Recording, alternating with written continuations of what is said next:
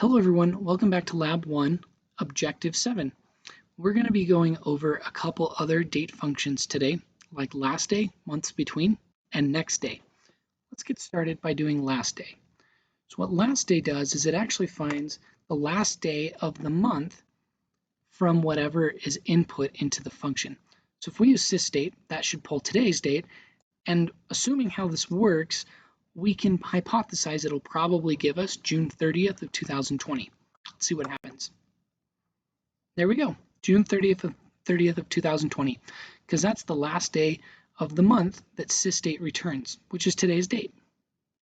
Now let's do months between. Now months between is really interesting. What it does is it actually subtracts how many months from this one and this one, and it returns it in months. So remember, it's not days, it returns the answers in months. So it takes this date and it subtracts this date. And what's interesting about this is it can actually return floating numbers, not just integers. So you'll see the months between today and the 1st of January of 2019, there have been 17.15649, etc. 646 going on for a very long time. This is the number of months since January 1st of 2019 as of today.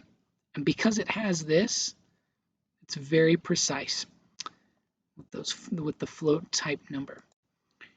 Now months between, let's say we put the 1st of January of 2019. What if we put that beforehand? What would we expect? The exact same answer, but negative. So remember, the first date is always going to be subtracting the second date. So it's okay to have negative numbers depending on the context. That can actually be very useful, right? We can figure out how much time is there. Let's say we wanted to know, how much time is there between now and some future date, right? We could, in this situation, we could say, how many months is there between today and the 1st of January of 2025? And even though that's negative, that can still be very useful, right? So it all just depends on what it is exactly that you're trying to accomplish. Now, let's go ahead and move on to next day, the final function in this objective. Next day, as opposed to last day, what it does is it takes this input date and it finds the next day the next date for this day of the week. So for example, starting on sysdate, it will return the date of the very next Sunday. So we would anticipate that would probably be the 7th of June of 2020. Let's see what happens.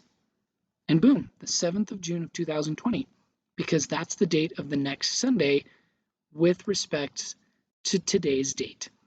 So that's it, very simple, not a lot of nuances with these, just good to become familiar, especially this can get you caught up. Remember that the most recent date is the higher date, and whatever comes first subtracts the second. So this can be very important. Understanding the differences between these two can make a very big difference in understanding exactly what it is you're accomplishing. So that's it. We'll see you in the next objective.